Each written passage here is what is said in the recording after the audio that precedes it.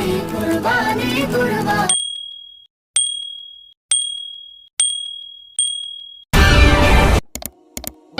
আলহামদুলিল্লাহ নাহমাদুহু ওয়া নুসাল্লি আলা রাসূলিল্লাহ আম্মা বা'দ ফাআউযু বিল্লাহি মিনাশ শাইতানির রাজীম বিসমিল্লাহির রহমানির রহিম ফাআলু লিমা ইউরিদ وقال رسول الله صلى الله عليه وسلم بلغوا عني ولو أو كما قال النبي عليه الصلاة والسلام সম্মানিত শ্রোতাবৃন্দ, যারা আমরা কোরবানির সিরিজে অপর দিকে টিকিয়ে পড়বো দেখেছি তাদের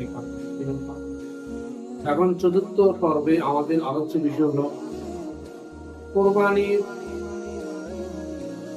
জবেহের ক্ষেত্রে আল্লাহ তাআলা কেন আমাদের জন্য পশুকে নির্বাচন করেন এবং পশুর বয়স এবং পশু কিরকম হবে, আমরা কোন ধরনের পশু দেখে খরিদ করব, এই পর্বে আলোচনা হবে ইনশাআল্লাহ।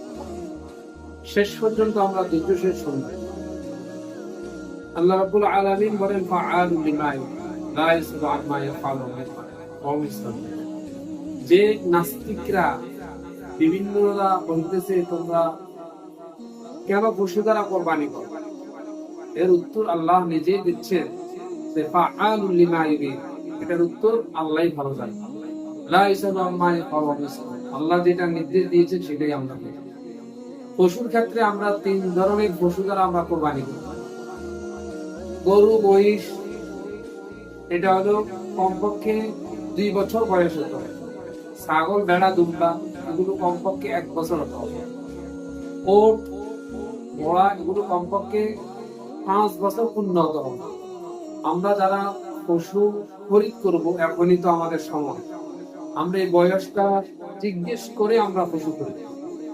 হ্যাঁ, ছাগল, ভেড়া, দুম্বার ক্ষেত্রে সামান্য একটু সুযোগ আছে যে 1 বছরের ফালের ভিতরে যদি 6 মাসের ছাগল ভেড়া ছেড়ে দেওয়ার পরে যদি বোঝা যাচ্ছে এটা 1 বছরের সমপরিমাণ হয়ে গেছে, তাহলে 6 মাসের ছাগল ভেড়া দ্বারাও কোরবানি দেওয়া যাবে। সম্মানিত শ্রোতাবৃন্দ, এখন আসবো কোন কোন পশু দ্বারা কোরবানি দেওয়া জায়েজ নেই। যে পশু 1/3 অর্থাৎ 3 ভাগের 1 ভাগের চেয়ে বেশি যদি ত্রুটি থাকে, তাহলে ওই পশু দ্বারা কোরবানি দেওয়া জায়েজ নাই। এটি হলো পশুর ক্ষেত্রে মূল সূত্র। এখন বিস্তারিত দেখেন, মনে করুন গরুর লেজের ভিতরে যদি 3 ভাগের 1 ভাগের চেয়ে বেশি কাটা হয়, ওই পশু দ্বারা কোরবানি দেওয়া জায়েজ নাই।